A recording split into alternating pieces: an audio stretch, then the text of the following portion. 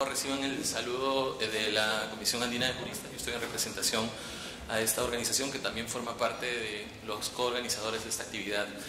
Para mí es un gusto compartir, moderar este panel que trata de plantear el tema de la trata de personas desde un enfoque regional andino, y para eso contamos con representantes de 2 gobiernos de la región, así como de especialistas de 2 países hermanos. En ese sentido, permítanme anunciar que en esta mesa participarán el doctor Alejandro Delgado Gutiérrez, representante del Ministerio del Interior del Perú.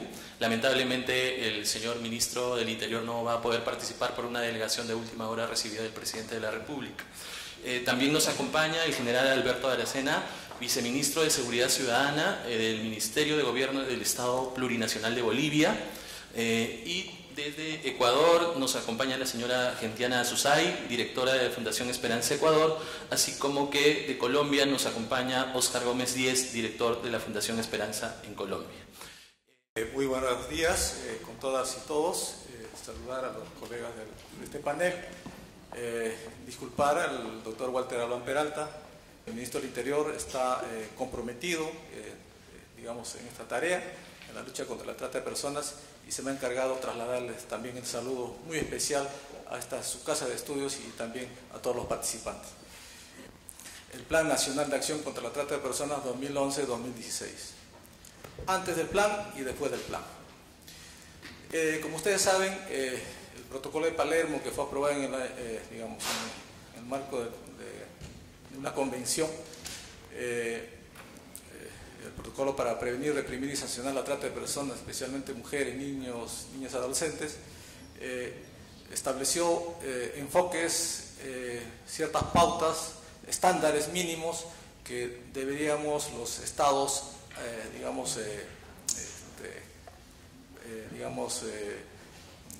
enfatizar, ¿no? Tanto en nuestras normas como también en el trabajo en sí.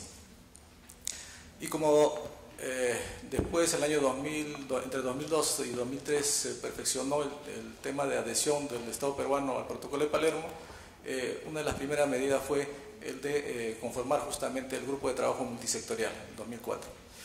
Y allí se estableció claramente que debíamos estar conformados no solo el Estado, sino también la sociedad civil y los organismos, todos los organismos, incluso internacionales, para poder afrontar la lucha contra este grave delito.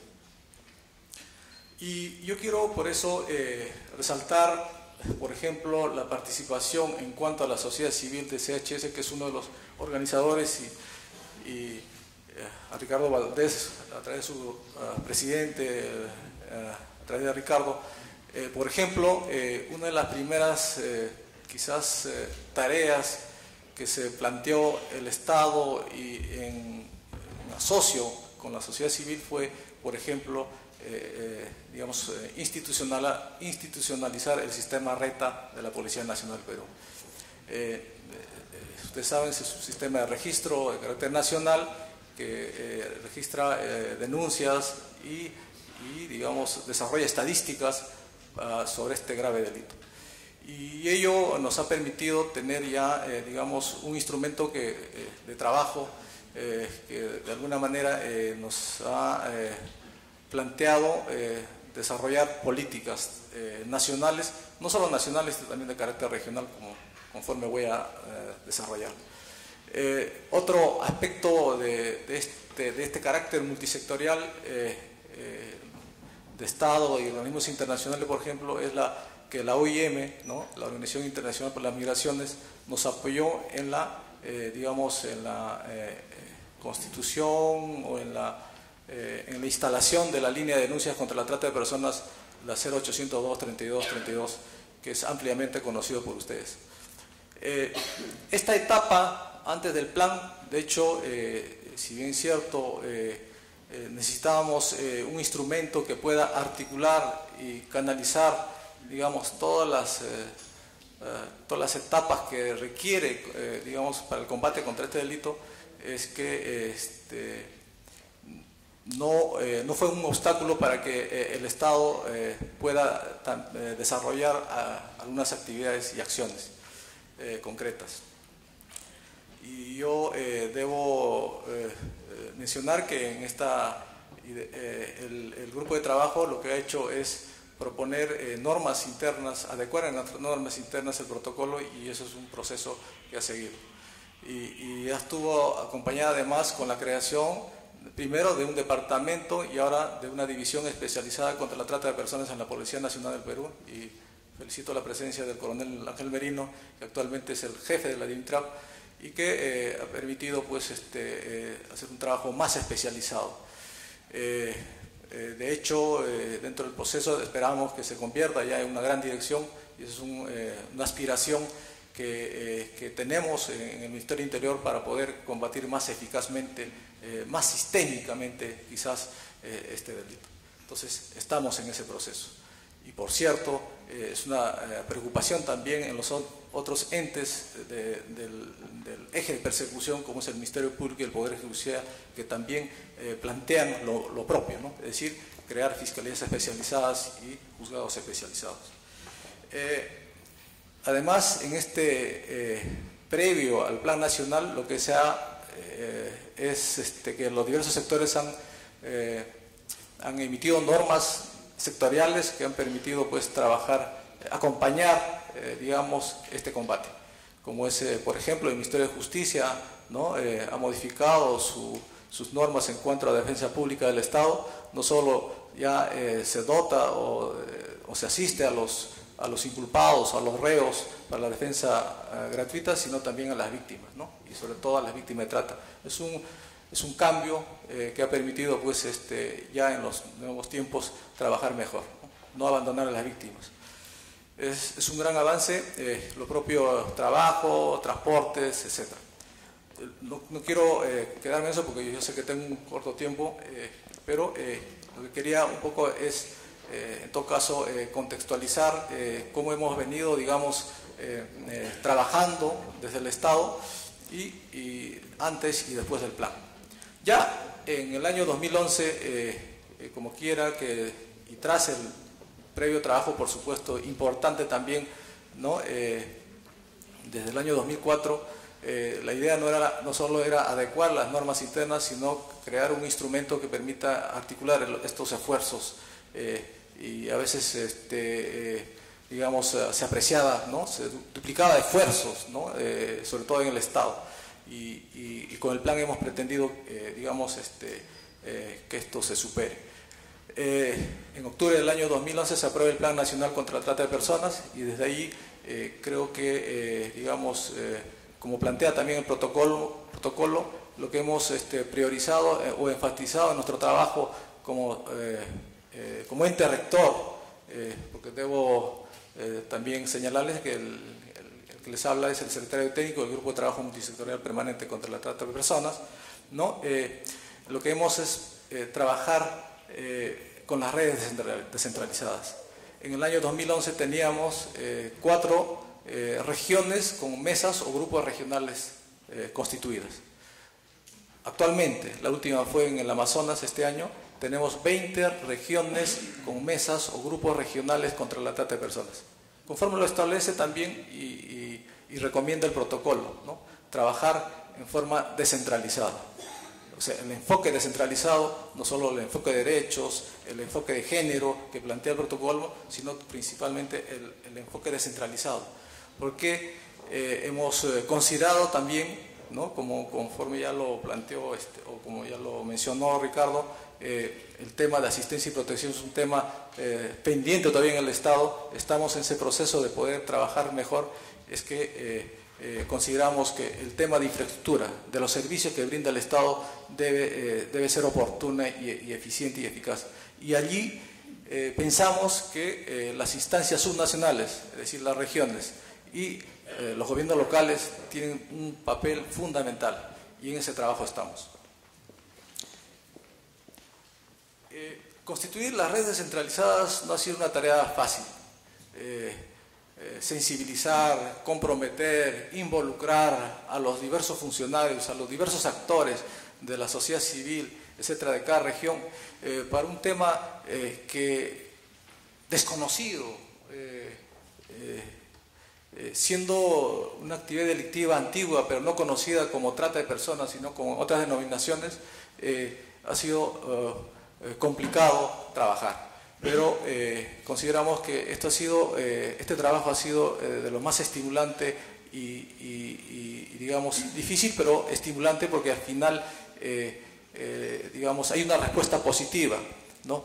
Y el reto mayor quizás después de la conformación de estas redes descentralizadas, y ayer en una reunión convocada por CHS hemos estado un poco intercambiando algunas ideas con las regiones que van a participar en este encuentro, es que es una tarea que el reto mayor es que estas mesas o redes regionales funcionen, ¿no? Ese es un reto, ¿no?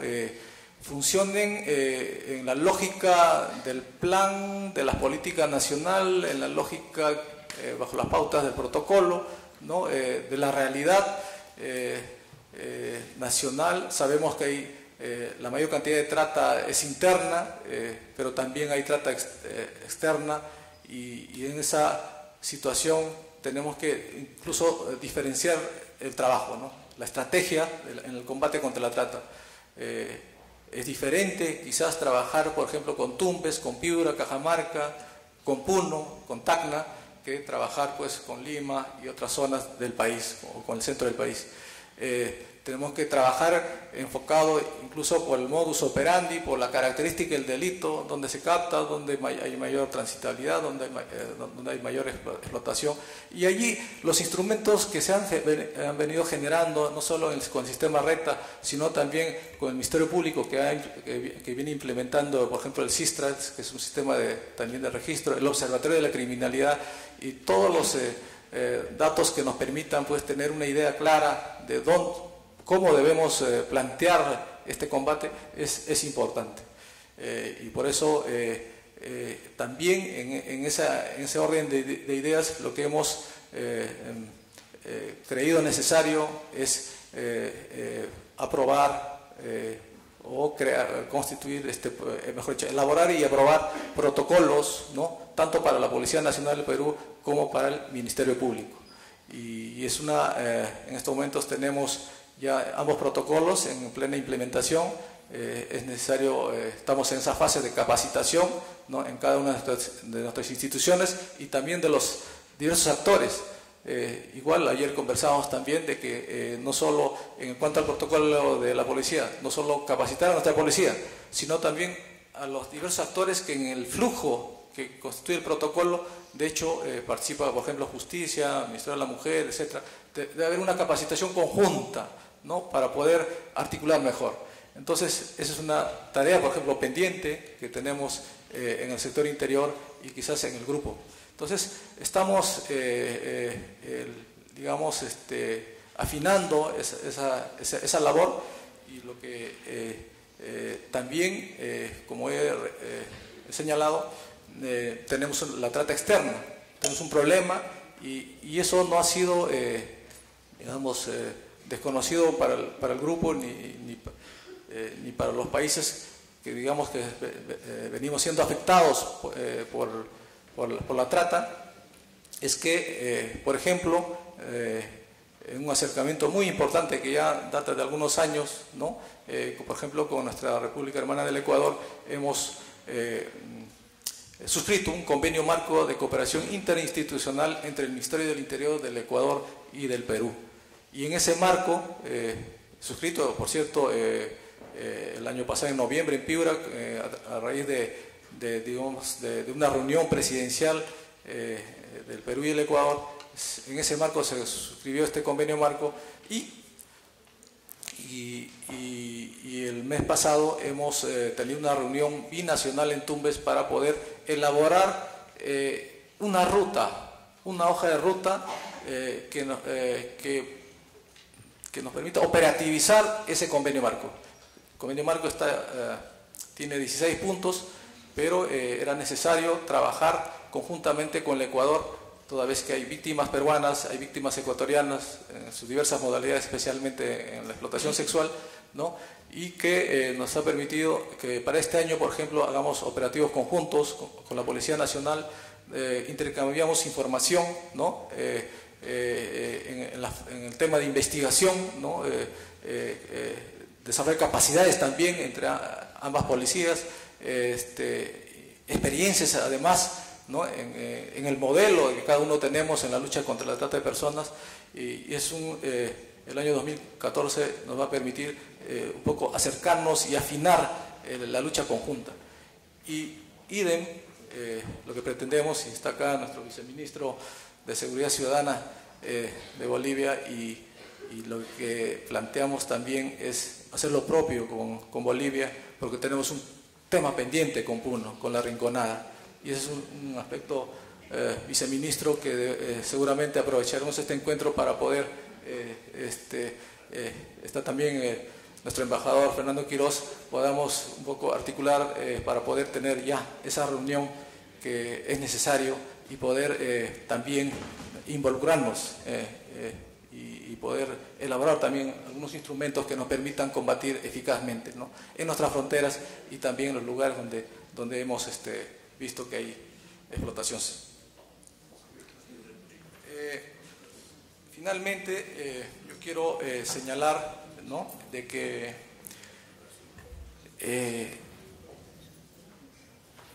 poner en la agenda nacional, en la agenda regional, la trata de personas, digamos, de poder combatirlo eficazmente, de haber elaborado y aprobado los protocolos en la Policía Nacional y el Ministerio Público, y en ese proceso, digamos, de especializar a nuestra Policía Nacional, es que se ha introducido ya no solo como una unidad, sino como un curso en las escuelas de formación de la policía, tanto a nivel de oficiales como suboficiales, el curso de trata de personas, y ha surgido una necesidad y una realidad también, constatar una realidad de que tenemos pocos especialistas en trata de personas. El delito es tan antiguo, pero digamos, de preocupación reciente por nuestros países, que no tenemos realmente suficientes especialistas,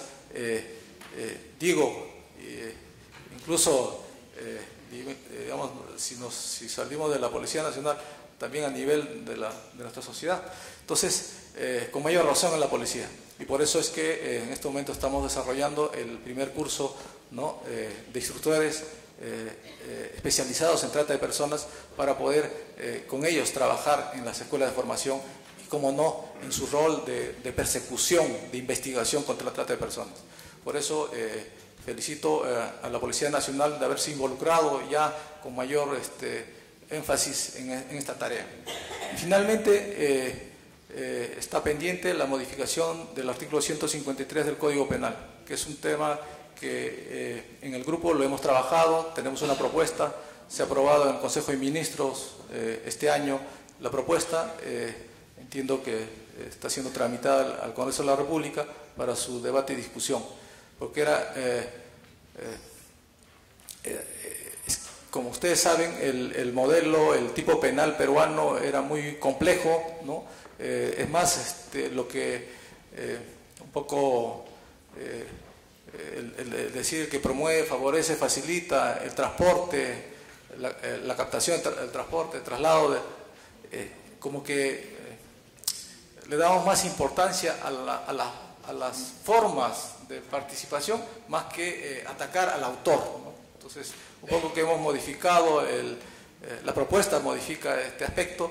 De frente vamos a penalizar o enfocarnos al que capte, al que traslade, etcétera, al autor, ¿no?, al autor. Entonces, está pendiente la discusión. Sé que hay otras propuestas de algunos congresistas, seguramente la vamos a debatir, y de hecho va a salir una norma ya, digamos, acorde, que va a tener como una consecuencia que quizás ha sido materia de observación, ¿no?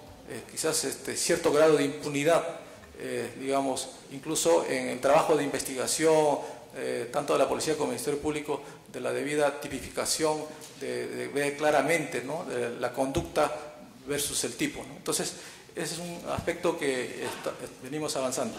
Bien, yo me quedo, creo, en esto, cumplo con el tiempo convenido y muchas gracias. Estamos para las preguntas respectivas. Gracias. Gracias.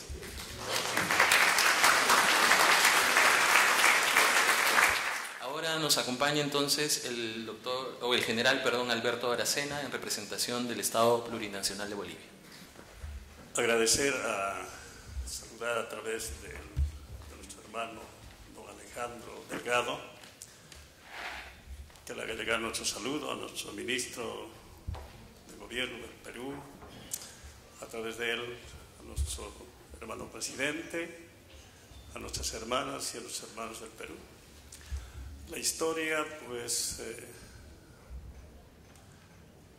nos identifica a los bolivianos y a los peruanos.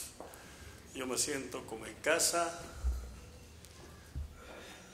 Quiero aprovechar para saludar a todas las hermanas peruanas, hermanos peruanos, a nuestras autoridades, a quienes han llevado adelante este evento internacional, y ciertamente a todos quienes estamos acá. Pues yo me honro y doy gracias a nuestro Hacedor, a Dios que nos permite compartir en este momento. Ciertamente nada es casual en la vida. Cuando tenemos que abordar temas tan importantes como la trata y tráfico de personas, ciertamente habría que, en principio, definirla, ¿no? Por lo menos conceptualizarla, que realmente qué es la trata y tráfico de personas. Eso es lo que falla, eso es lo que está fallando en nuestros pueblos. Ciertamente no hemos entendido la dimensión de esta lacra. No hemos entendido ni hemos comprendido realmente qué es la trata y tráfico de personas.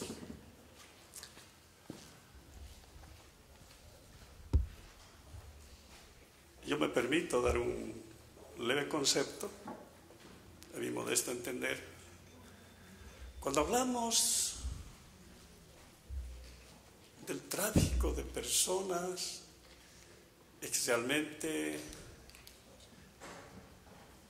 debemos pensar qué significa la tutela jurídica. ¿Qué es realmente la tutela jurídica para las personas? Realmente, ¿qué significa la tutela jurídica para tener esa libertad, para gozar y ser personas libres? Porque la trata realmente es vivir encadenados. Pero la tutela jurídica, ¿cómo actúa? ¿Cómo nuestros gobiernos la imprimen? ¿Cómo la garantizan a su pueblo? A través de la tutela jurídica. Decía un gran pensador que la tutela jurídica es como la sombra al cuerpo. La tutela jurídica significa que el Estado debe velar por su pueblo, por la vigencia de los derechos humanos, por la vigencia de esos supraderechos constitucionales que cada pueblo, que cada gobierno tiene la obligación de velar por su pueblo. ¿Será ciertamente que nuestros gobiernos están velando? Porque cuando hablamos de la trata y tráfico de seres humanos, estamos hablando que la tutela jurídica no está funcionando. ¿Acaso la trata de personas solo se da al interior de nuestros países? ¿O en qué momento la trata funciona con esa rigurosidad, con esa cosa siniestra?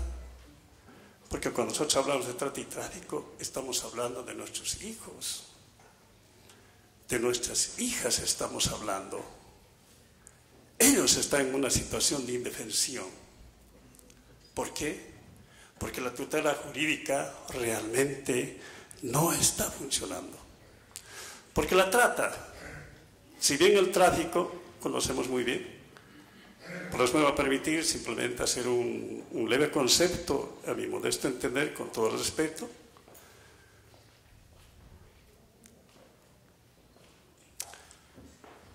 Para que se dé la trata, tiene que darse el tráfico de personas. Y el tráfico de personas significa rebasar, cruzar nuestras fronteras. Es decir, la trata se ejerce en el país extraño, donde la tutela jurídica ha perdido o se ha debilitado su potestad de ejercicio, de protección. Esos son los elementos importantes que en estos eventos internacionales, en estos coloquios, realmente deberíamos fortalecer. Los mecanismos la conocemos. Cada estado, cada pueblo ha ido haciendo el esfuerzo. Con seguridad, esfuerzos extraordinarios. Otros con mucha tibieza. Y otros que tal vez todavía no. Pero estos eventos nos debe aproximar para realmente, ¿qué hacemos ante la trata y tráfico de personas? Tenemos que saber qué realmente es y cuál es la dimensión.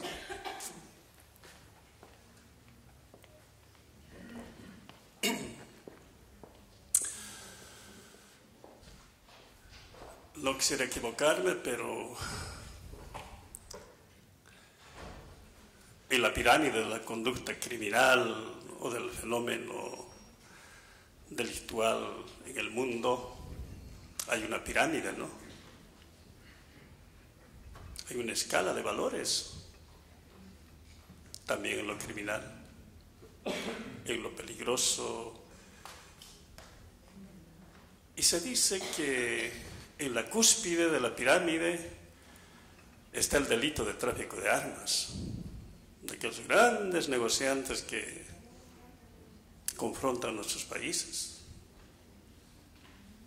Y se dice también que en el segundo peldaño está el tráfico de narcóticos, de drogas, el narcotráfico, todo ese elemento que envenena a la comunidad. Pero ciertamente en el tercer peldaño se ubica la trata y tráfico de personas. Tenemos que imaginarnos realmente que estamos frente a un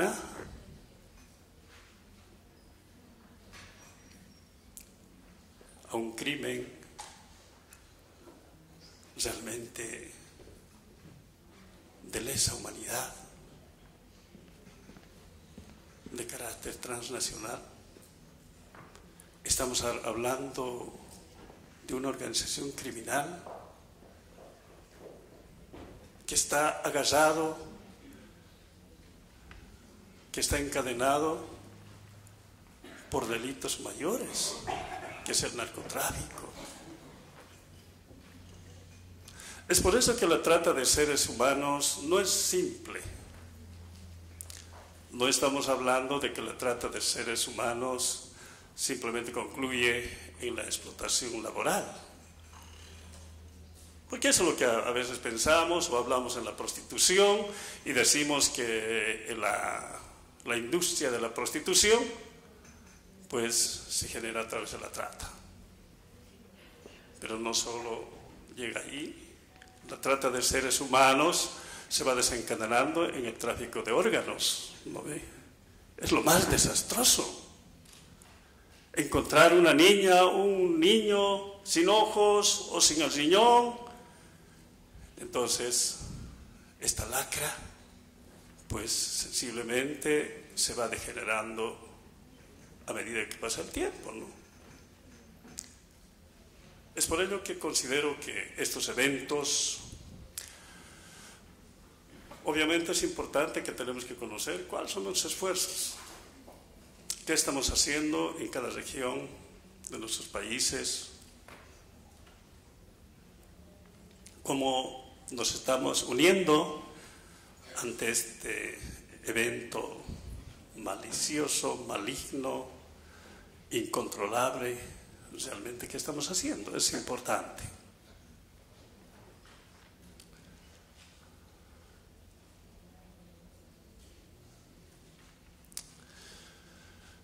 En el tema Bolivia,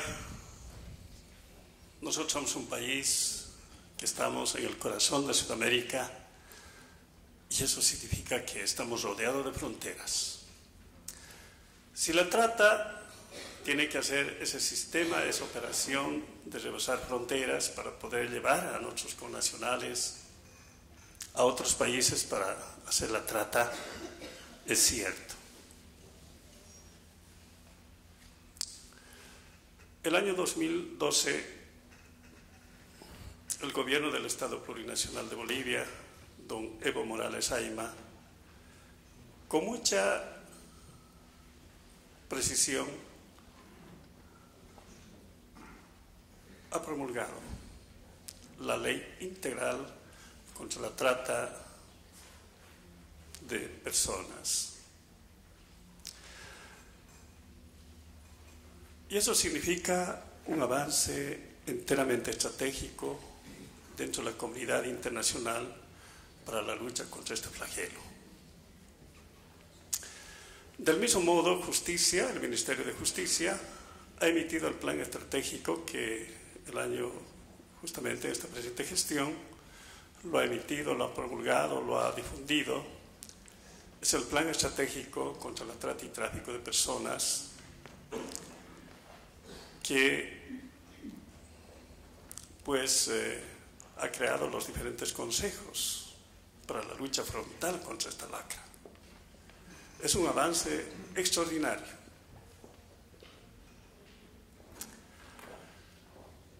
Del mismo modo, el Viceministerio de Seguridad Ciudadana, que también es algo nuevo para nosotros todavía, un viceministerio bastante joven en Bolivia, que tiene que velar por la seguridad estratégica del Estado Plurinacional de Bolivia, nuestro país. Del mismo modo, ha creado una Dirección Nacional de Trata y Tráfico de Personas. A través de esta dirección se convierte en el eje estratégico para integrar a todos los estamentos del país para poder generar una serie de políticas y estrategias para llevar adelante la lucha contra este flagelo que viene a ser la trata de personas.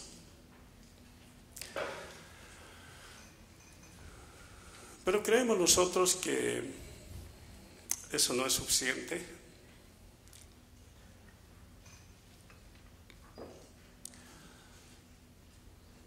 Los esfuerzos se están haciendo, pero aún estos esfuerzos son bastante tibios. La tibieza,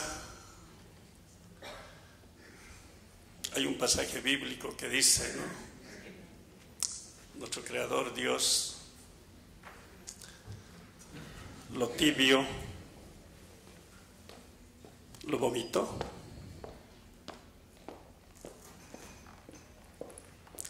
¿Por qué Dios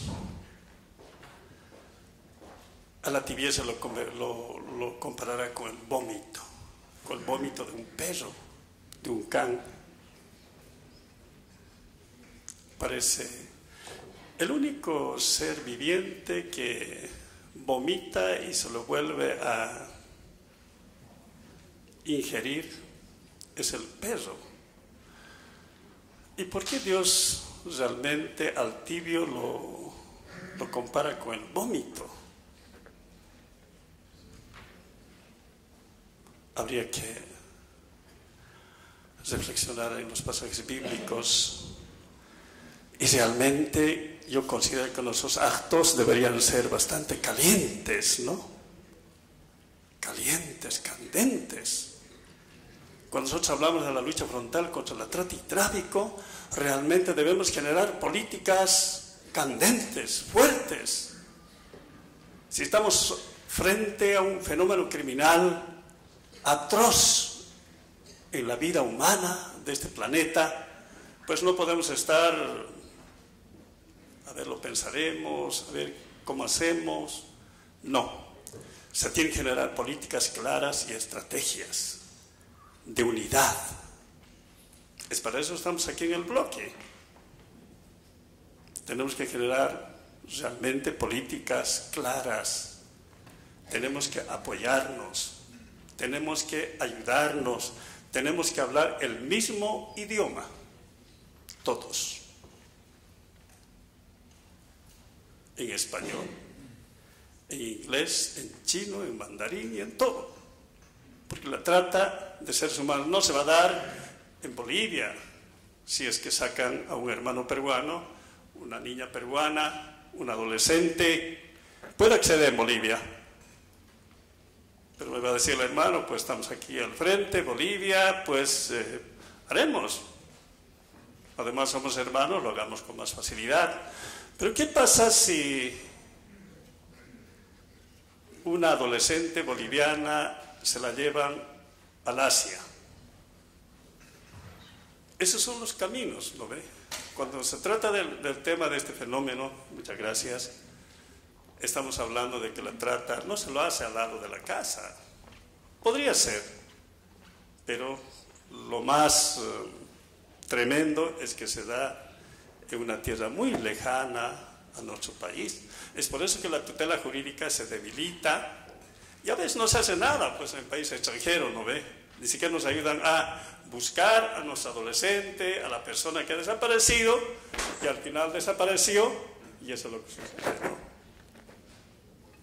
Es por eso que cuando nosotros hablamos de la trata y tráfico tenemos que unir esfuerzos dentro del marco del derecho internacional. Realmente tenemos que hacerlo, porque de eso se trata.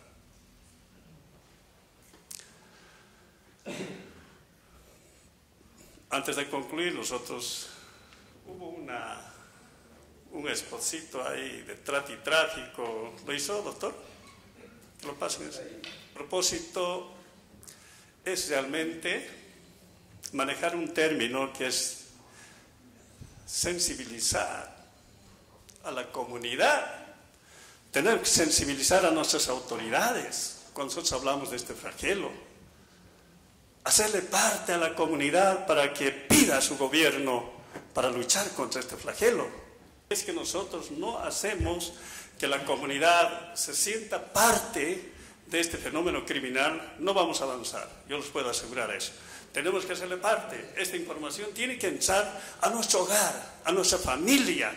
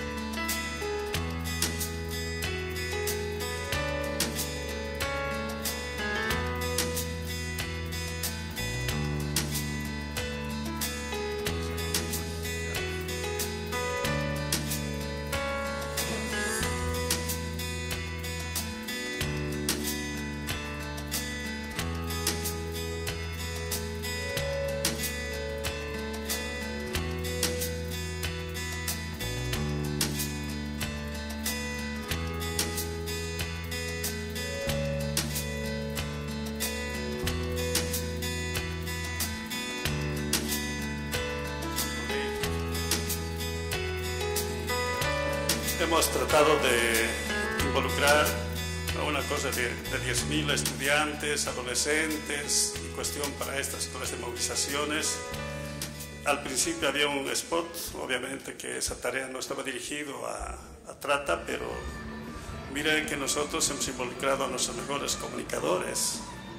Esa imagen periodística en Bolivia son los principales comunicadores que les hemos hecho parte, de que también ellos sean parte, que se involucren con estos problemas que nosotros tenemos a nivel mundial, ¿no? De esa manera estamos abordando este fenómeno criminal en Bolivia. Pues también decirle a don Alejandro Delgado, nuestro hermano del Ministerio del Interior del Perú, que pues tenemos, ya él lo había indicado, algunos temas pendientes. Pues nosotros estamos con un sistema de trabajo muy unido con el Perú. Pues tenemos que trabajar bastante en la parte de frontera, todo lo que viene a ser desaguadero, todo lo que viene a ser la parte, básicamente pues hasta la parte amazónica nos junta, nuestra frontera es gigante, pues tenemos que trabajar bastante en lo que viene a ser a este fenómeno. El compromiso yo lo voy a hacer conocer al ministro de Gobierno sobre esta actividad importante que estamos abordando. Pues con seguridad nosotros siempre estaremos pendientes, estaremos firmes para poder avanzar contra esta lacra. Agradecerle infinitamente. Muchas gracias. A continuación, entonces, nos acompañará Óscar Gómez Díez, director de la Fundación Esperanza de Colombia. Muchas gracias, Luis. En primer lugar, muchas gracias a quienes nos han invitado a este segundo encuentro nacional de trata de personas en Perú, los colegas del CHAC Alternativo, de la Comisión Andina de Juristas, y pues a la Universidad Católica de Perú, quien hace anfitriona. Bueno, esta presentación yo creo que obviémosla un poco. Acabo de pasar por una auditoría de mi colega aquí, Gentiana, y me dijo, ¿dónde están las buenas prácticas? Entonces, yo creo que más bien oímoslas y hagamos un ejercicio, tal vez al final tocaremos los retos que tendremos como país. Voy a referenciar unos elementos que yo considero que han sido buenas prácticas como país, en el caso de Colombia. La primera, considero que Colombia en el año 2000 suscribió la Convención de Palermo contra el crimen organizado transnacional y el protocolo de trata de personas, mas no suscribió el protocolo sobre tráfico de migrantes, y este es una postura en que hubo coincidencia entre Estado y sociedad civil, a tal punto que nosotros, que no acostumbramos a reproducir discursos oficiales en nuestras publicaciones, reprodujimos el texto completo del jefe de la delegación colombiana ante la convención en el año 2000, el vicepresidente de la República en ese entonces, el doctor Gustavo Bell, donde claramente exponía que Colombia no suscribía el protocolo de tráfico de migrantes porque su propósito fundamental era criminalizar la migración de los migrantes. Hay que decir también que el protocolo, en ese sentido, pues a diferencia de los demás países de América Latina, de muchos países hermanos donde he podido participar en eventos similares, todos han juntado trata de personas y tráfico de migrantes. En Colombia eso no sucede, a nadie se le ocurre organizar un evento de trata de personas y tráfico de migrantes simultáneamente. Entre otras cosas porque el protocolo, siendo el protocolo, la Convención de Naciones Unidas contra el Crimen Organizado Transnacional, un instrumento de crimen organizado, no es un instrumento de derechos humanos. Pero gracias a que, en el caso del protocolo de trata de personas, hubo un fuerte lobby de organizaciones que trabajamos en la trata de personas del mundo, en este caso Fundación Esperanza participaba en el grupo de lobby de la Alianza Global contra la Trata de Personas, la GAT, y desde el año 98 hasta el 2000 en Viena, Austria, donde se realizaba el protocolo, se iban redactando la comisión redactora de los protocolos de la convención, pues se incidió para que tuviese, digamos, un enfoque de derechos el protocolo de trata de personas. No así sucedió con el del tráfico de migrantes, donde, digamos, no hubo incidencia política de la sociedad civil. Creo que, en cierta manera, subestimaron el protocolo de tráfico de migrantes, dado que en 1990 se había aprobado la Convención de Naciones Unidas sobre los trabajadores migrantes y sus familias. Esta convención fue suscrita y ratificada por los países del sur, pero los países del norte no la suscribieron, ni Estados Unidos, Canadá, Europa, Japón. O sea, es una convención desde el sur. El instrumento desde el norte es el protocolo de tráfico de migrantes del año 2000 de Palermo, que fue hecho a la medida de las policías de extranjería y de los ministerios de interior de los países desarrollados para contener y criminalizar la migración. Creo que ese es un tema importante, y yo creo que en cierta manera esa unión entre trata y tráfico y unir ese matrimonio en cierta medida ha fortalecido un enfoque criminal en la lucha contra la trata de personas en detrimento de un enfoque de derechos humanos, y obviamente ha también limitado la reflexión en materia de derechos humanos y trata de personas. El otro buena práctica que yo consideraría en Colombia es en el tipo penal. Así como nosotros no compramos el paquete completo de la convención, o sea, no compramos el protocolo de tráfico de migrantes, tampoco compramos literalmente la definición de trata que hace el protocolo. O sea, básicamente el protocolo lo que dice es, hay una movilidad, una explotación y unas formas de explotación. No, pero para ello hay unos medios. Entonces, a través del engaño, la coacción, la violencia, el abuso de autoridad, bueno, etcétera. Entonces, en el tipo penal colombiano se suprimieron los medios. O sea, está, obviamente, copia un poco el esquema, tampoco lo compartimos hoy, mañana lo hablaremos en la reflexión conceptual. Una movilidad, quien acoge, quien capta, traslada y acoge, con fines de explotación, define los tipos de explotación del protocolo de Palermo, pues explotación sexual, trabajo forzado, esclavitud, práctica análoga a esclavitud, servidumbre, tráfico de órganos, y bueno, en Colombia se le agregaron otros más como mendicidad, turismo sexual, etc. Pero se suprimieron los medios. ¿Esto por qué? Porque se pensó desde un enfoque de derechos humanos. Si lo que se está vulnerando en la trata de personas son derechos fundamentales, tales como la libertad, la autonomía, la integridad física y moral, en el caso de la explotación sexual, pues también la integridad sexual, no hay por qué colocar a la víctima que demuestre que fue engañada, coaccionada, ¿no? O se ejerció sobre ella abuso de autoridad. Simplemente se le explotó, vulnerando los derechos fundamentales, y por tal motivo, no hay que poner la carga de la prueba en la víctima, sino que al suprimir los medios se traslada la carga de la prueba al victimario. Y yo creo que eso también es una importante, digamos, buena práctica en la definición del tipo penal colombiano. El otro es la ley 985. Esa ley 985 introdujo, entre otras cosas, el nuevo tipo penal que les estoy mencionando, pero esa ley se esfuerza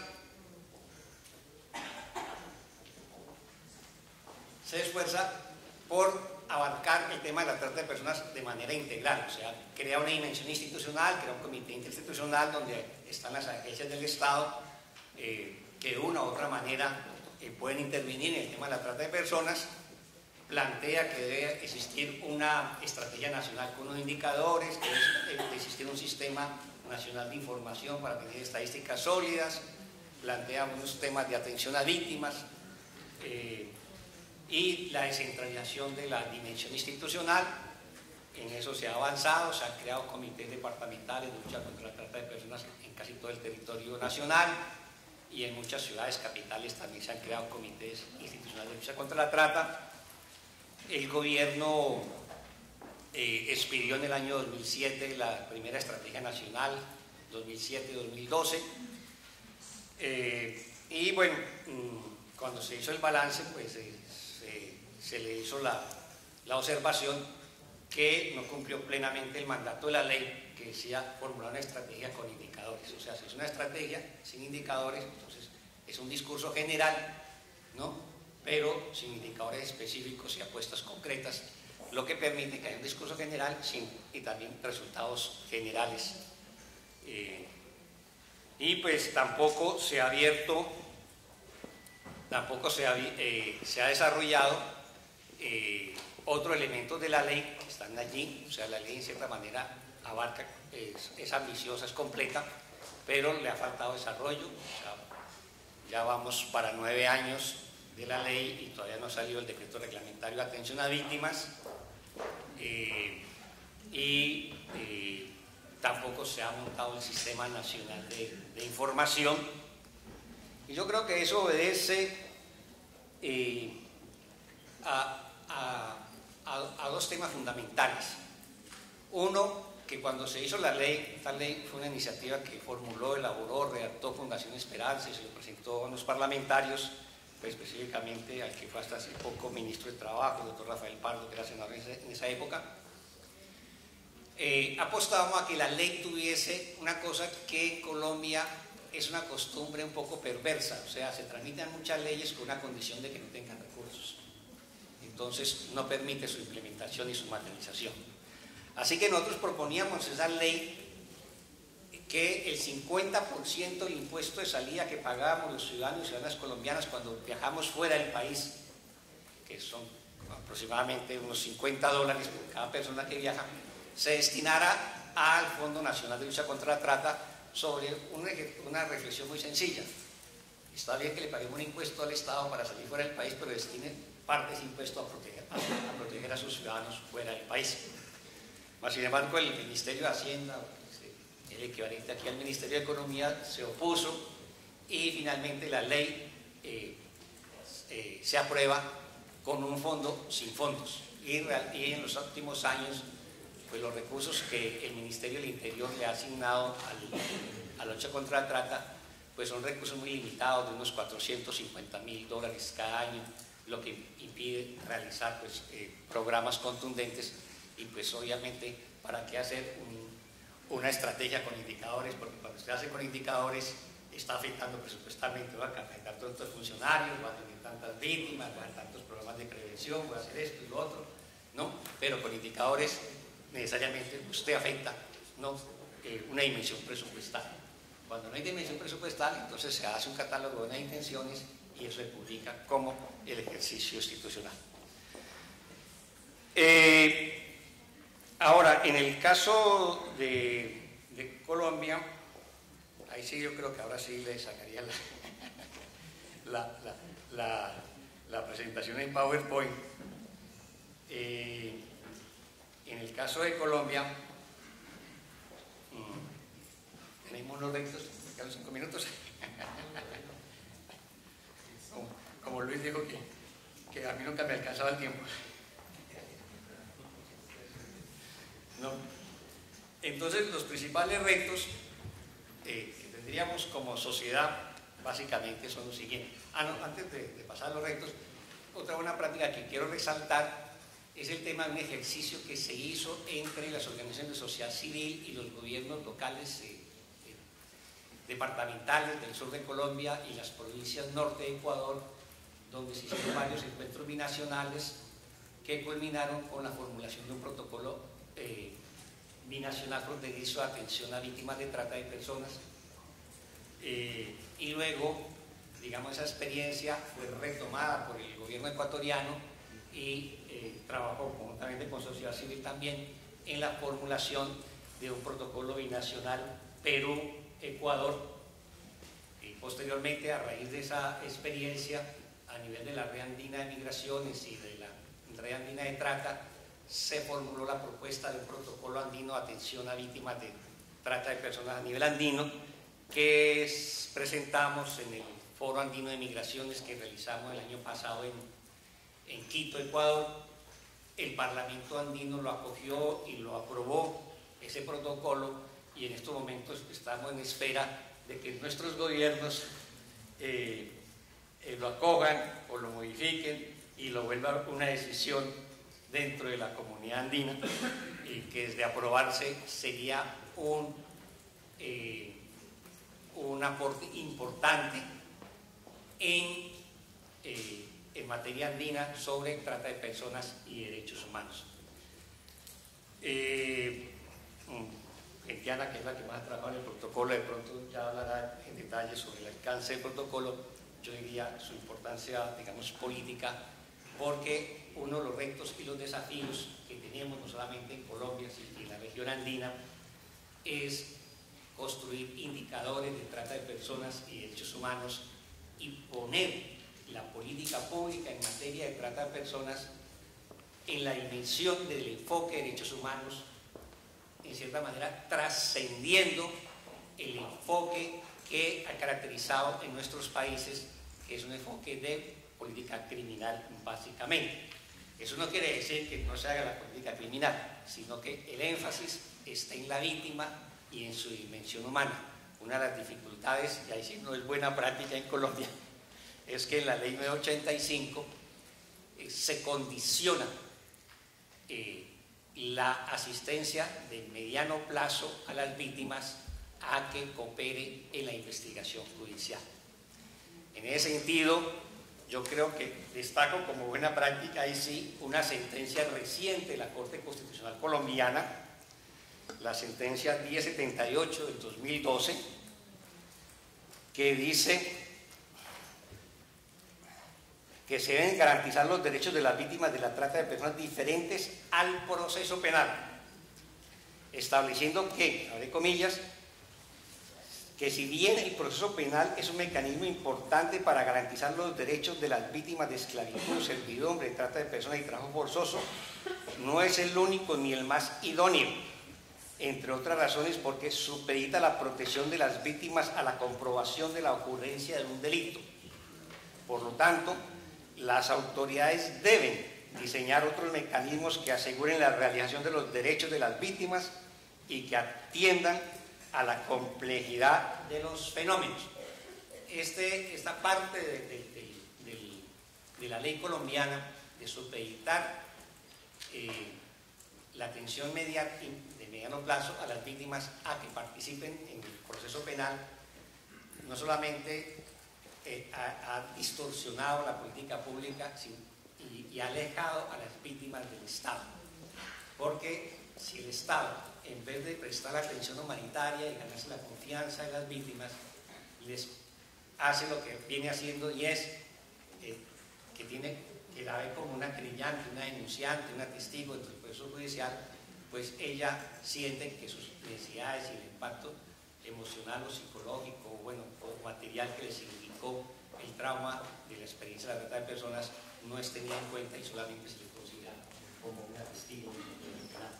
Entonces, el Estado, en cierta manera, se cometió un error allí, porque nosotros somos convencidos de que si se coloca en primer lugar a la víctima y sus necesidades, habrá la suficiente confianza y sinergia entre la víctima para cooperar con el Estado en la investigación criminal, y no al revés, como está planteado en Colombia. Los retos en Colombia, entonces, ahí sí serviría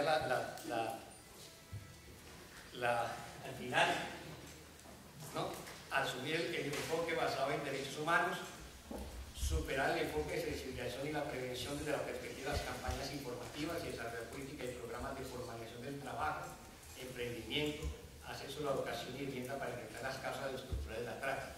O sea, no es suficiente hacer campañas de medios de comunicación, se requiere que el Estado genere los cambios materiales, sociales y culturales que hacen vulnerables a determinadas poblaciones la trata de personas. Establecer indicadores que permitan realizar los seguimientos a las acciones previstas en la Estrategia Nacional. Desarrollar un código de ética para la atención a las víctimas que establezca los procesos de actuación de cada persona vinculada a la atención de las víctimas para evitar procesos de revictimización y procesos de omisión y atención. Establecer mecanismos de identificación de las víctimas y sobrevivientes de la trata de personas desde los sectores de la educación, la salud, el trabajo y las migraciones.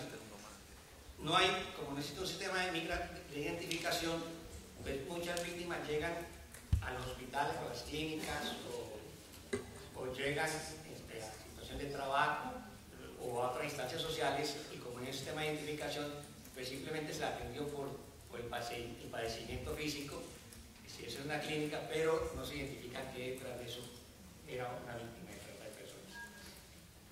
Desarrollar el sistema de información unificado para obtener datos consolidados a nivel nacional sobre las víctimas y sobrevivientes y los servicios recibidos.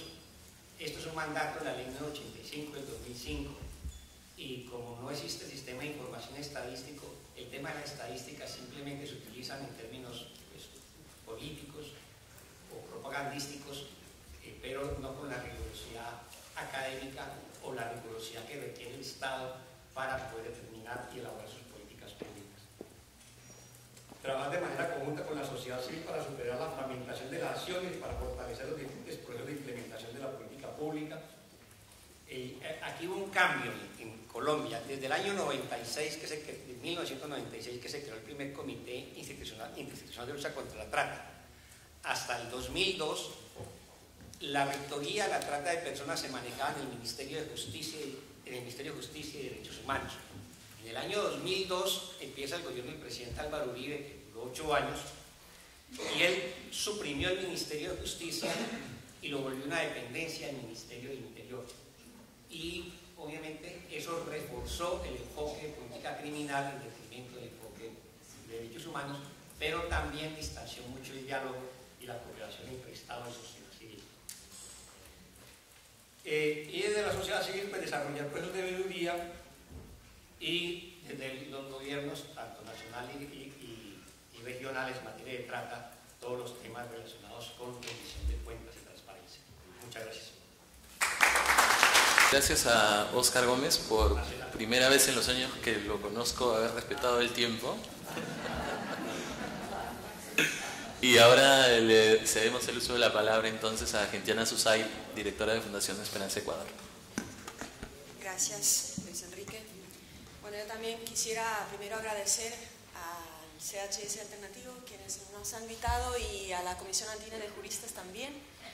Es para mí la segunda vez, también estuve aquí el año pasado, y es un gusto poder participar en este evento, ¿no? Tenemos todos muchas expectativas. Bueno, ya se han comentado algunas buenas prácticas de los otros países. En cuanto a Ecuador, al principio estuve como con la dificultad, ¿no?, de identificar las buenas prácticas. La pregunta era, ¿quién me dice que es una buena práctica? ¿No? ¿Cómo definimos qué es una buena práctica? Hay varios elementos ahí. Desde Ecuador quisiera primero compartir algunas buenas experiencias, y después en una segunda fase quisiera compartir algunas consideraciones en cuanto a la hora de identificar esas buenas prácticas, ¿no? En cuanto, para ir directamente al grano, dado el tiempo que estamos, Ecuador, pues, tenemos varias acciones que se están realizando en los últimos años. En cuanto a prevención y concientización, en el año 2012, desde el Ministerio de Interior, se implementó el programa de capacitación integral continuo con enfoque de derechos humanos desde la Dirección Nacional de Educación de la Policía Nacional. Y este es un proceso institucionalizado, sostenible, que brinda capacitación teórico-práctica en todos los comandos provinciales sobre procedimientos policiales respetuosos de derechos humanos, seguridad ciudadana y el uso progresivo de la fuerza. Otras acciones en cuanto a protección y capacitación se pueden mencionar. Recién el año pasado hubo todo un proceso de construcción conjunta entre instituciones del Estado con organizaciones de la sociedad civil más de la cooperación internacional para un protocolo unificado nacional de atención a víctimas de trata para los funcionarios públicos. Es un primer paso, todavía no se trata de un instrumento vinculante, pero fue todo un proceso participativo que se realizó. Por otro lado, también Ecuador cuenta con un protocolo de atención a víctimas de trata para los servicios consulares. La idea es dar pautas de cómo identificar, cómo actuar para los funcionarios quienes están en los consulados en el exterior y que puedan responder de manera adecuada. Otra buena práctica en cuanto a protección es las experiencias que se han dado, aunque en momentos puntuales, cuando los operativos policiales han sido acompañados por ONGs especializadas en atención a víctimas. De esta manera se ha garantizado una intervención directa con las víctimas, pero además por profesionales especializados en la materia, algo que ha mejorado la atención directa a las víctimas de trata. Se ha realizado trabajo de prevención en las comunidades. Esta es una práctica incluso que se ha dado también en otros países de la región, según conocemos. Es un trabajo que se realiza con padres, hijos, madres, maestros, alumnos, por funcionarios de policía. En el 2011, según el Ministerio de Interior, que es el órgano rector para la coordinación interinstitucional en materia de lucha contra la trata de personas, se ha reportado la erradicación del trabajo infantil en basurales, ¿no? Ese era un problema, era una meta y según los informes tanto del Ministerio de Interior como de OIT y de UNICEF, Ecuador es el primer país de Latinoamérica en conseguir que esta forma de trabajo infantil peligroso haya sido eliminada. Este logro permitió a que 2.160 niñas, niños y adolescentes tengan mejores oportunidades de vida lejos de los basurales, gracias a un trabajo coordinado interinstitucional de gobiernos, de municipios, de empresas privadas, organismos internacionales, ONGs, etc. También se ha creado un comité de casos, como lo llaman, es parte del comité interinstitucional que existe entre las diferentes instituciones del Estado en Ecuador. Este comité analiza y da seguimiento a los casos identificados de trata con el objetivo de brindar una protección efectiva y adecuada a todas las víctimas, tanto de trata como de tráfico. En materia de investigación y procesamiento, se han diseñado procedimientos estándar para investigación y enjuiciamiento de casos de la trata de personas. Sin embargo, esos procedimientos no son vinculantes. Se ha creado un sistema de seguimiento de casos. Esto se trata de un software que algunos y algunas quizás conozcan. Se trata de Infotrata, que es el mapeo geográfico social, con el objetivo de dar un seguimiento efectivo a las denuncias de los casos de trata de personas. Estamos hablando de unas herramientas que permiten georreferenciar el delito de la trata de personas y servir de mecanismo adecuado para la toma de decisiones y elaboración de políticas públicas. Es una réplica de una experiencia que se realizó en Centroamérica. Sin embargo, se realizó el software, se cuenta con toda la herramienta, pero actualmente en realidad no se sabe exactamente cómo se está utilizando esta herramienta. En materia de coordinación, existe este comité interinstitucional que coordina las acciones entre las diferentes instituciones del Estado. Sin embargo, la sociedad civil no participa en este comité, pero por otro lado, en el transcurso de las acciones que se realizan, sí ha habido una coordinación y sí ha habido un apoyo también en la sociedad civil y en las organizaciones de la cooperación internacional. Todavía este tipo de coordinación no está institucionalizada. Sin embargo, ha sido muy importante, sobre todo porque no se cuenta con los recursos necesarios, con un presupuesto asignado a la hora de realizar acciones concretas en el marco del Plan Nacional, que es del 2006, para luchar en todo lo que es acciones contra la trata de personas. La falta de este presupuesto crea cierta ambigüedad. No es posible contar con una implementación, con una planificación de todas las acciones identificadas. Sin embargo, es una dificultad que vemos toda en la región también y no solamente en Ecuador. Ya se han mencionado algunos de los instrumentos bilaterales o multilaterales, tanto en el caso de Ecuador y Colombia, el memorándum de entendimiento como el convenio marco de cooperación realizado entre Perú y Ecuador, y también la propuesta del protocolo andino. Entonces, estos son, sin embargo, se han realizado esos memorándums, pero no hay todavía una información clara en cuanto a los resultados de estos instrumentos, en los resultados del trabajo coordinado entre los diferentes países. Tenemos otro tema que no hemos podido identificar algunas buenas prácticas, se trata del monitoreo. El monitoreo, el seguimiento de las políticas públicas, tanto en Ecuador como en los otros países, se está realizando por las mismas instituciones que están a cargo de ejecutarlas. Ahí es donde la recomendación sería contar con unas instituciones que son independientes para poder garantizar un monitoreo independiente así, y para poder así también identificar las buenas prácticas que se vayan dando a nivel nacional, a nivel local, etcétera, para mejorar así también y posibilitar una réplica, ¿no? Hablábamos hoy de las buenas prácticas, sin embargo, hay diferentes instituciones que utilizan diferentes criterios, ¿no? En cuanto a calificar una experiencia como una buena práctica. Se utilizan diferentes términos, buenas prácticas, buenas experiencias, etcétera, pero la pregunta es cómo nos aseguramos que una buena práctica es efectivamente identificada, en base a qué criterios, en base a qué estándares, y cómo aseguramos de que es verdaderamente como tal y qué procesos debemos implementar desde la identificación hasta asegurar una réplica de la misma, ¿no?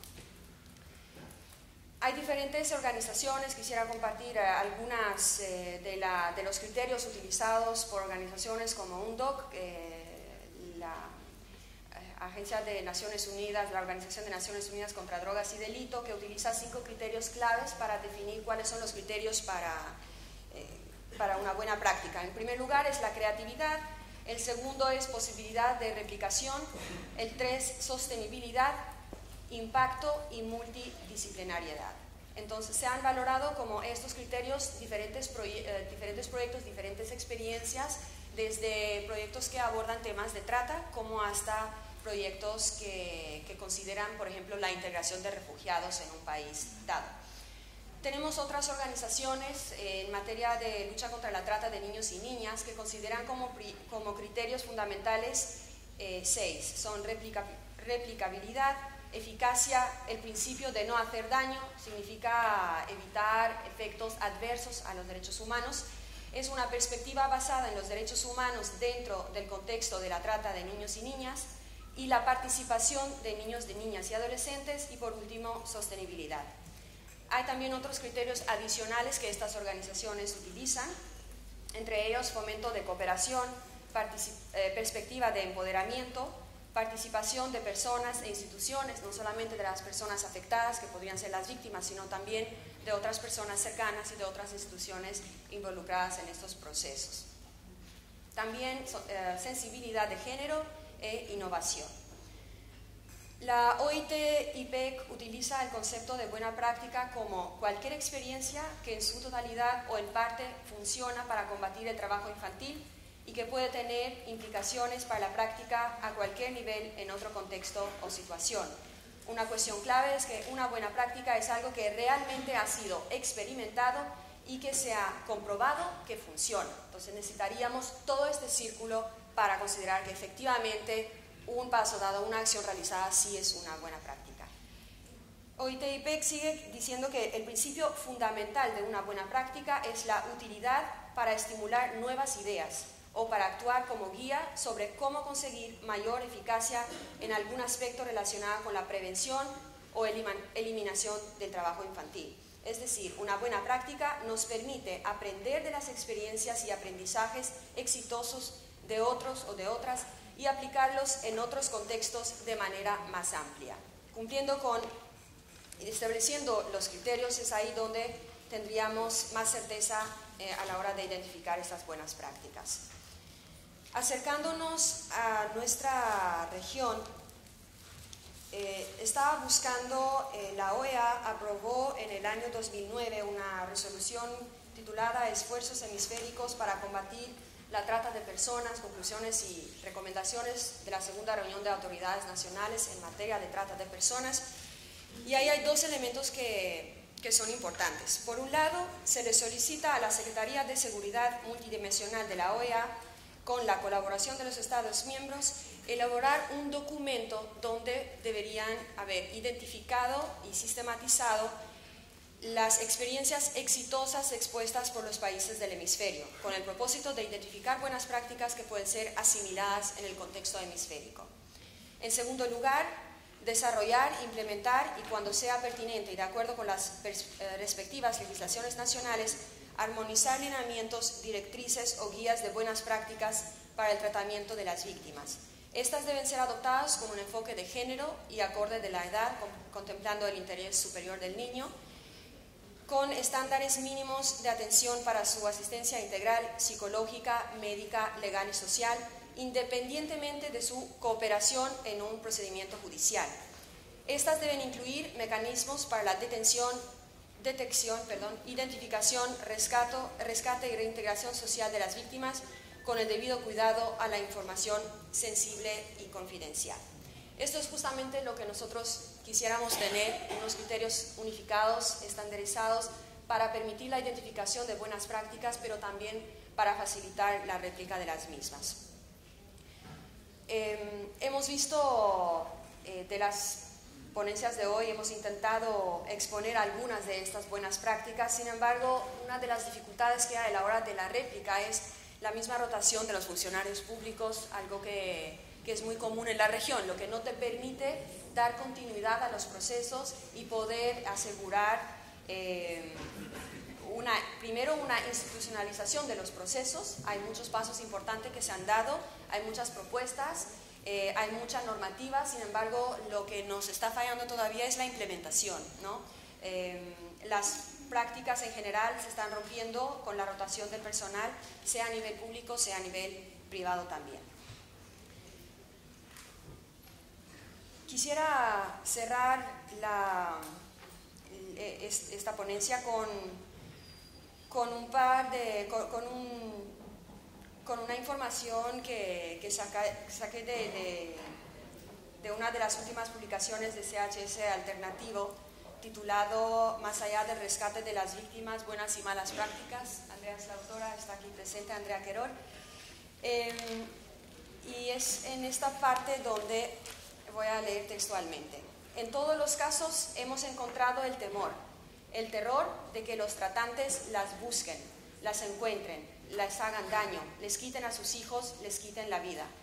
En todos los casos, las personas afectadas sufren, están confundidas, desoladas y con dificultad para tomar decisiones. Durante tiempos variables, sus captores tomaron las decisiones por ellas y ellas solo obedecían, no existían. De pronto se les abren otras puertas, nuevos caminos, pero son caminos desconocidos que deben emprender muchas veces sin compañía, sin familia, sin herramientas de ningún tipo, colegio, incluso sin amigos, sin dinero, sin trabajo. En la práctica se encuentran en situaciones de abandono. Y es ahí donde, como sociedad civil, también nos vemos enfrentados con la realidad. Tampoco contamos con las herramientas necesarias para apoyarlas.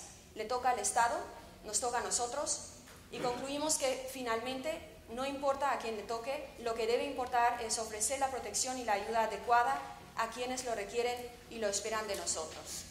Gracias.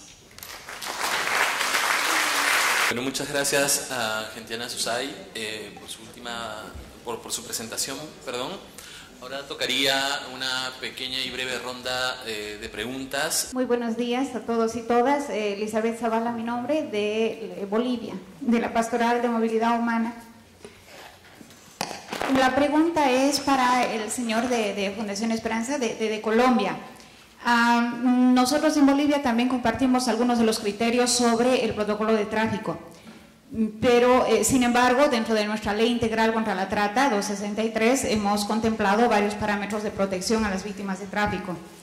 Quisiera saber cómo abordan en Colombia los casos de tráfico, diferenciando de los casos de trata y de los casos de migración irregular, a la cual serían deportadas las personas migrantes irregulares. Pero ¿cómo lo abordan en el caso de a las víctimas de tráfico ilícito de migrantes? Belia Concha, Radio Cutibalú, Piura.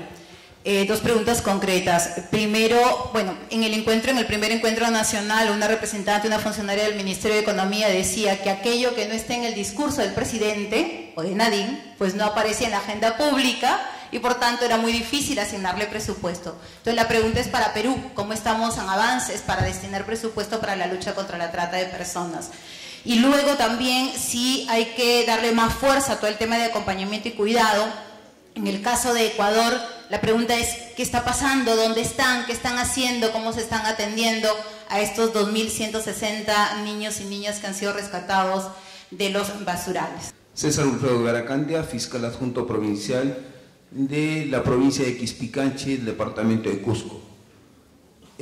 Mi pregunta concreta era para el representante del Ministerio del Interior, porque en el caso mío, por ejemplo, ya tengo 2 años en la provincia.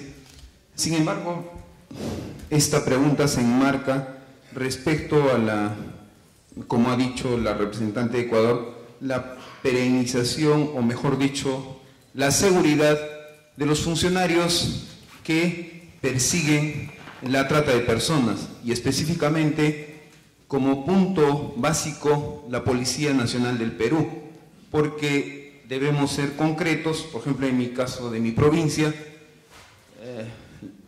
el punto de ubicación está lejano de mis distritos. Tengo 13 distritos, que el distrito más lejano me conlleva 8 horas de transportarme.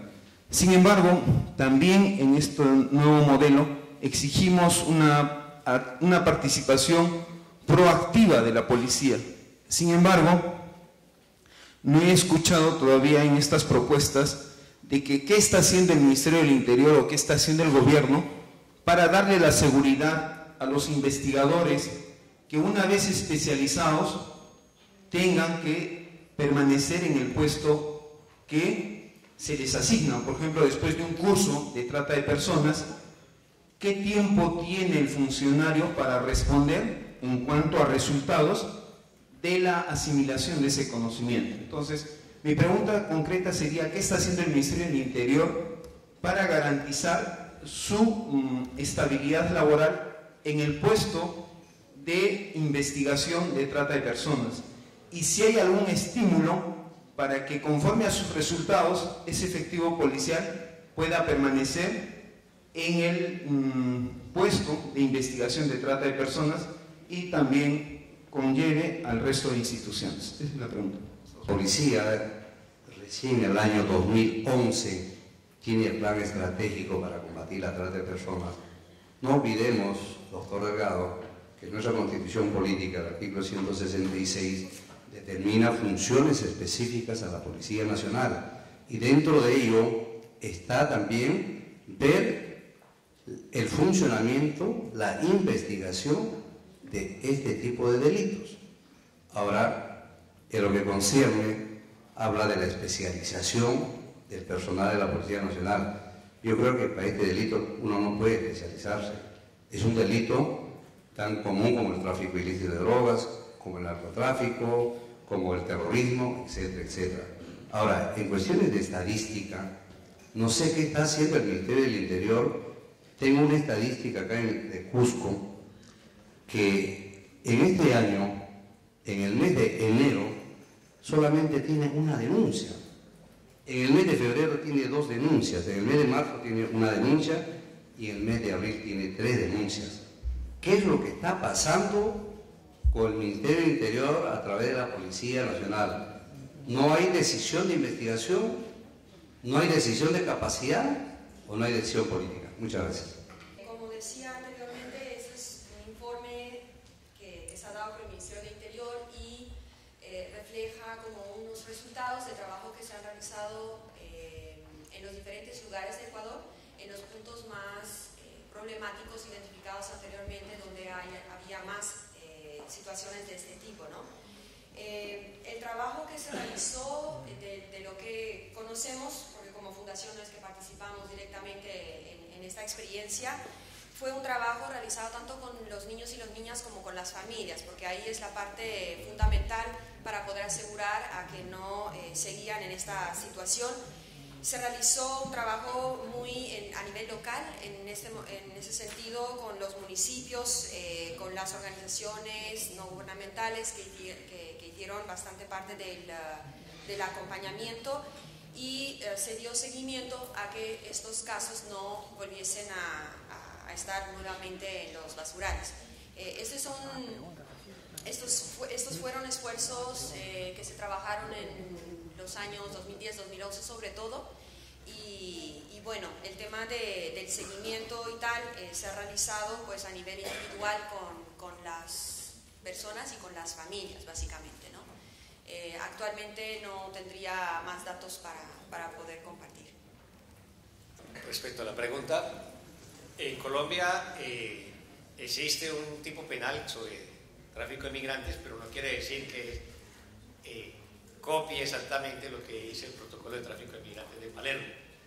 Y también yo no me equivoco en una cosa: uno puede reducir una realidad social a un tipo penal, como lo advirtió la Corte Constitucional colombiana en la sentencia en que les mencioné antes. La realidad es mucho más compleja que un tipo penal, y lo importante es el enfoque, si es un enfoque de derechos humanos, un enfoque de política criminal, un enfoque de seguridad nacional. Eso es lo importante. Por ejemplo, les voy a mostrar cómo en Colombia estamos evolucionando de enfoque, por lo menos en materia migratoria. En el año 2002, como les dije, llegó el gobierno del presidente Uribe, y todo el eje de la política pública se centró en lo que llamó seguridad democrática, que era la guerra frontal contra las FARC, en un incremento del gasto militar que nos llevó a tener, y somos en este momento el país con mayor gasto militar en toda América Latina, como porcentaje del Producto Interno Bruto, y toda la política pública estuvo en función de eso. Por eso la trata de personas tampoco entraba dentro de esa dinámica, y todo se veía como terrorista, incluso que no opinaban igual que el gobierno, ¿no? Era un traidor a la patria o un aliado del terrorismo. Entonces, en ese sentido, la política, por ejemplo, de control migratorio, que la mayoría de los países del mundo lo ejercen los ministerios de Interior, en Colombia lo manejaba una institución que llamaba el DAS, que era la Agencia de Inteligencia y Seguridad del Estado, y ellos tenían la Policía de Extranjería. Por ahí en el año 2008-2009 hubo una migración de ciudadanos chinos que ingresaron por Ecuador y fueron descubiertos en una ciudad cercana a Bogotá, de Zipaquirá, eran como 130 ciudadanos chinos que buscaban salir al Caribe colombiano y luego embarcarse a Estados Unidos, como cualquier, digamos, flujo migratorio. Lo que a mí me puso los pelos de punta en una conferencia en una universidad es escuchar a un funcionario del DAS diciendo que eso eran células terroristas de China hacia Estados Unidos, ¿no? Un poco de chinos, ¿no? Mal alimentados, enfermos, toda la cosa, ¿no? Ese es el enfoque criminal y de seguridad nacional. Afortunadamente, por crisis de corrupción del DAS, porque se dedicó a espiar a la oposición política, a los periodistas, a la Corte Suprema de Justicia, entró en crisis y la disolvieron. Entonces la Policía de Extranjería pasó a depender del Ministerio de Relaciones Exteriores de Colombia, lo que se llama Migración Colombia. Y Migración Colombia en estos momentos, por ejemplo, lidera eventos sobre trata de personas, sobre migración. Hace un mes hicieron uno sobre migración y derechos humanos, eso era impensable hace unos años con el DAS. Entonces el tema tiene que ver con el enfoque, ¿no? Y con la dimensión institucional que soporte ese enfoque. La semana pasada estábamos en Buenos Aires en un encuentro continental sobre migración, políticas públicas y derechos humanos, y yo escuchaba con mucho asombro a un funcionario de la Defensoría Pública Argentina sobre el tema del control migratorio a los bolivianos que van hacia Argentina, terrestre. Y él decía que la trata, que en Argentina todo se volvió trata, ¿no? Claro, que se compraron el discurso conjunto de trata y tráfico. Y entonces, todos esos ciudadanos bolivianos que pasan la frontera hacia Argentina son procesados por tráfico, ¿no? Si van un grupo de amigos y el otro lleva el pasaporte en el bolsillo del otro por alguna razón, ¿no?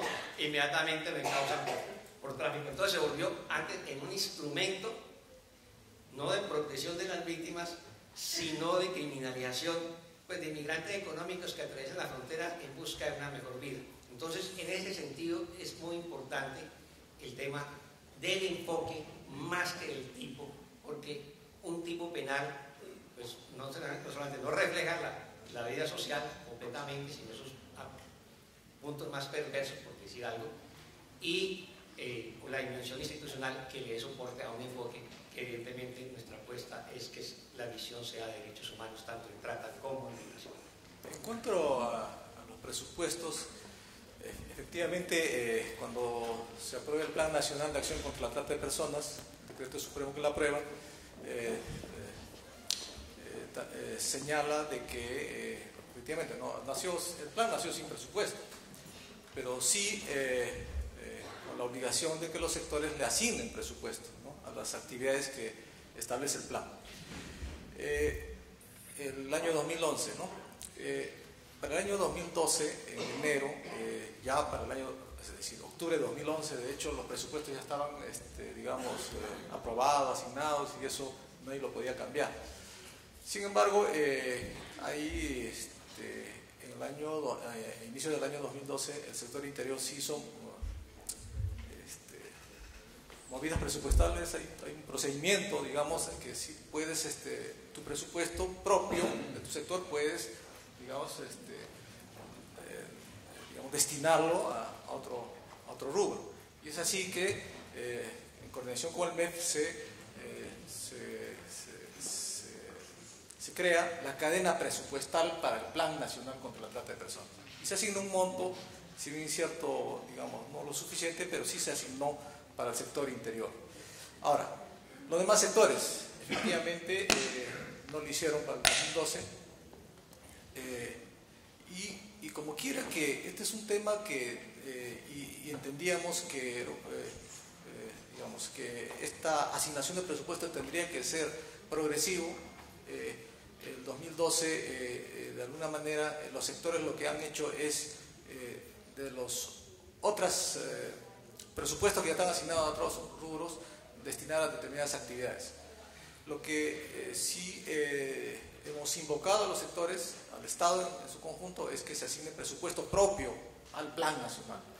Y es así que el año pasado hemos convocado a los responsables de las diferentes direcciones nacionales de presupuesto y planificación de los sectores a trabajar digamos, el proceso de poder implementar o de asignar recursos en cada uno de los sectores.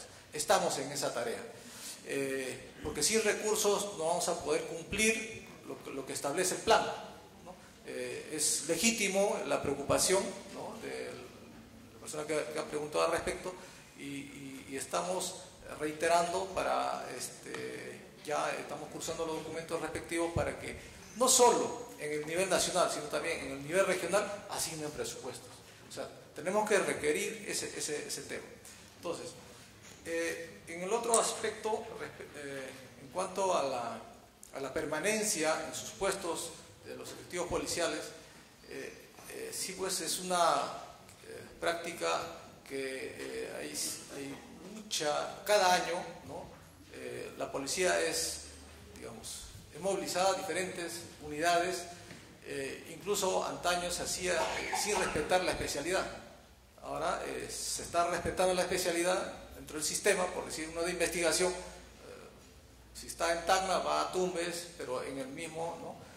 Sin embargo, tampoco es parte de la solución, porque como bien se dice, si hay alguien, digamos, capacitado, por ejemplo, estamos en el primer curso de especialización en trata de personas, esa persona capacitada no va a poder, si es cambiada, digamos, de hecho, si es cambiada, bueno, a la misma unidad, perfecto, ¿no? Estará pues en la región donde le toque trabajar el tema, ¿no?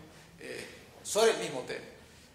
Esas coordinaciones las vamos a superar, porque hay coordinaciones a nivel de la Policía Nacional, ¿no?, para poder, porque entendemos también que hay otro problema que nos aqueja como sociedad, que es la corrupción. El hecho de que la policía o funcionarios que estén durante digamos, largo tiempo en una zona, digamos, genera eso, ¿no? Entonces, para combatirlo también hay que tomar medidas.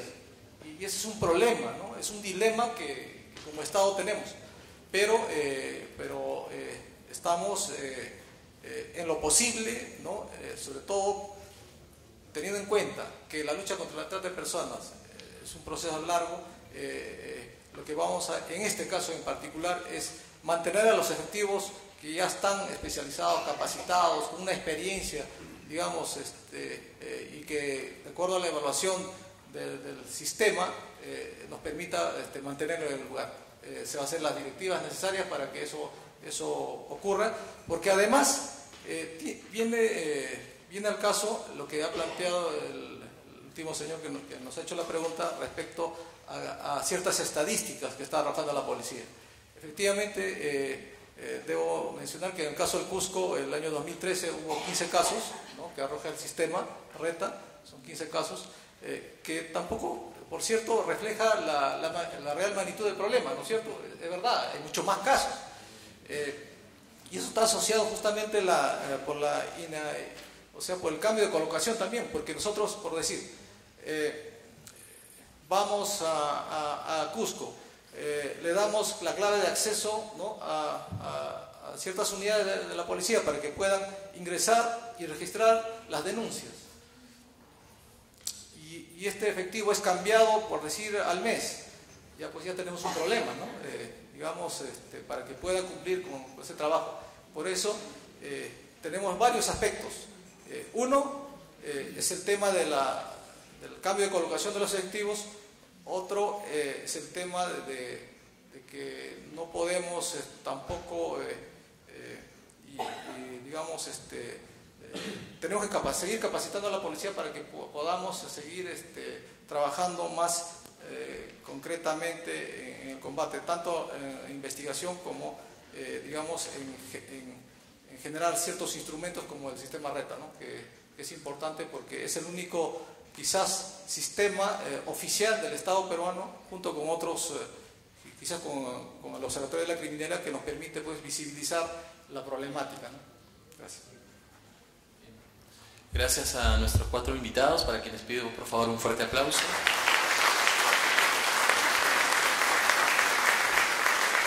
Bueno, y antes de dar algunas indicaciones para lo que va a seguir, quisiera plantear un poco 2 breves conclusiones. Creo que este panel ha servido, por un lado, y no es que estemos divididos a propósito, para un primer contacto de articulación entre el Estado peruano y el Estado boliviano, y creo que me quedo con eso, y ojalá que las organizaciones que estamos presentes en este proceso del encuentro nacional podamos colaborar con ambos estados para que se lleve a cabo. Y por otro lado, creo que también hemos aprendido a través de Oscar y Gentiana, que no son representantes, y hay que decirlo, de esos estados, como también desde una perspectiva crítica se puede valorar algunos elementos de manera positiva y plantear los retos a futuro de cada uno de los países, ¿no?